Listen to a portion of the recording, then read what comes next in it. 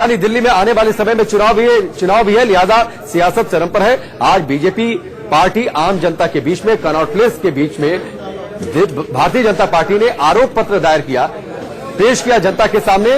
और आरोप पत्र दिल्ली के मुख्यमंत्री अरविंद केजरीवाल के खिलाफ। इस आरोप पत्र में पानी, बिजली, शिक्षा, स्कूल, यूनिवर्सिटी, हॉस्पिटल पर जो वादे किए थे केजरीवाल ने, उसे नहीं पूरा करने का आरोप लगाया है भारतीय जनता पार्टी की ओर से। और क्या कुछ बड़ी बातें बीजेपी के आरोप पत्र में, वो आपकी टेलीविजन स्क्रीन पर है। 70 वादों में केजरीवाल ने एक भी वादा पूरा नहीं किया, ये कहा है बीजेपी ने अपने आरोप पत्र में। और जनता के बीच में कनॉट प्लेस में आरोप पत्र जारी किया है भारतीय जनता पार्टी ने। मनोज तिवारी जो कि दिल्ली बीजेपी के अध्यक्ष है, उनकी अगुवाई में ये आरोप पत्र जारी किया गया है। अवैध कॉलोनियों के मामले को उठाया गया है। नागरिकता कानून पर आप नेता हिंसा भड़का रहे हैं, इस बात का जिक्र है इस चार्जशीट में। तो ये बड़ी बात है जो बीजेपी की ओर से आरोप लगाए गए हैं अरविंद केजरीवाल पर।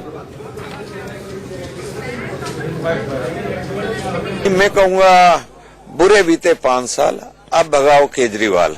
क्योंकि सबसे बड़ी बात यह है कि जिस विश्वास के साथ उनको लाया गया था 5 साल पहले, उन्होंने जनता का विश्वास तोड़ दिया। 5 साल तक तो लगातार वो लड़ाई झगड़े माफीनामे यही करते रहे।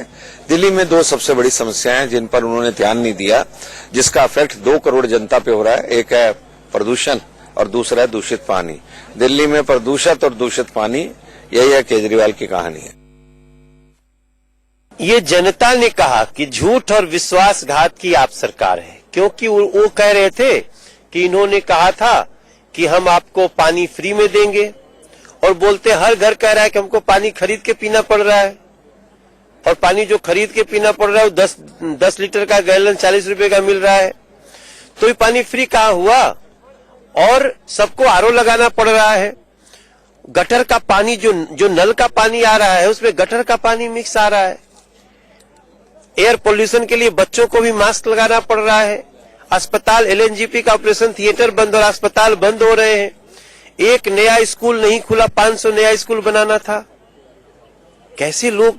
तो लोगों ने कहा कि ये व्यक्ति झूठ बोल करके हम सबको धोखा दिया है, विश्वासघात किया है।